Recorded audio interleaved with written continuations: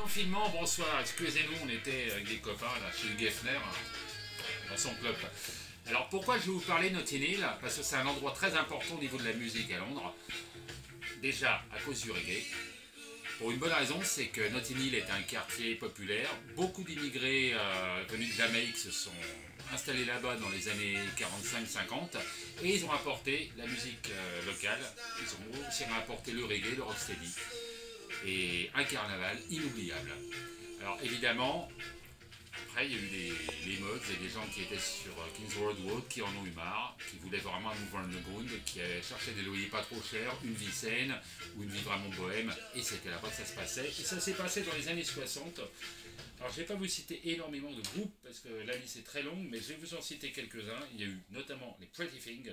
Les Pretty Things qui ont fait l'un des premiers concept albums de l'histoire, qui s'appelait SF Sorrow, et qui ont composé notamment ce morceau qui s'appelle LSD.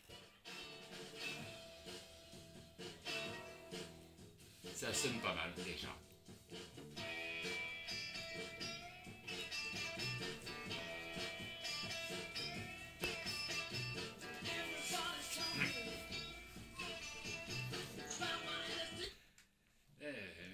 Donc les Pretty Things, mais aussi parmi les plus dingos et plus innovateurs, il y avait le mouvement psychédélique qui se réunissait souvent dans un bar complètement cradin qu'on appelait le Mountain Grail.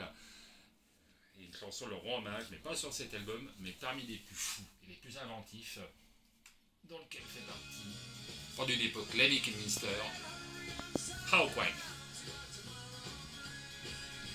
Avec Dave Brooke et Nick Turner qui s'étaient rencontrés là-bas. Et voilà sur scène, et évidemment c'est un groupe extraordinaire. Donc la carrière continue.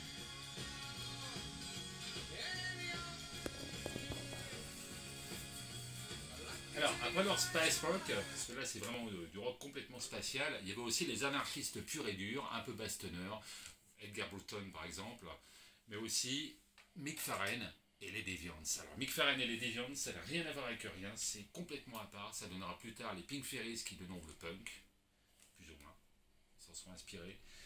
C'est l'équivalent du MC5 américain, évidemment ils étaient aussi à Notting Hill à cette époque-là, traîner. Je les vois bien traîner sur Portobello Road à l'époque. Et ça donne un mélange assez dingue. Là, c'était vraiment bien pareil. Ça n'avait plus rien à voir avec les modes et tout.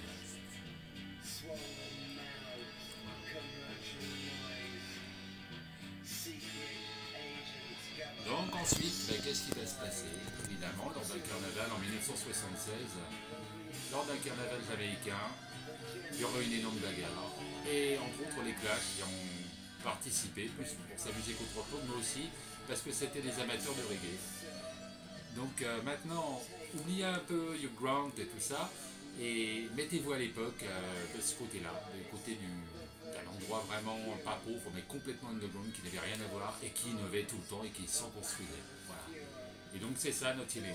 C'est ça pour moi Notting Hill Gate. Excusez-moi, bon alors faut que j'y aille parce que j'ai rendez-vous au Paul Raymond Rebus Bar dans Soho, ça n'a rien à voir. Mais bon, voilà. Ah oui, petit message.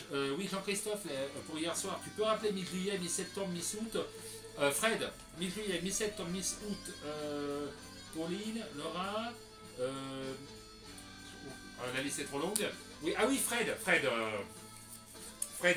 alors, faut que tu rappelles mi-octobre, mi-mai, mi-juin. Miss Tinguette, Miss Décembre, mon salaud, tu me l'as piqué.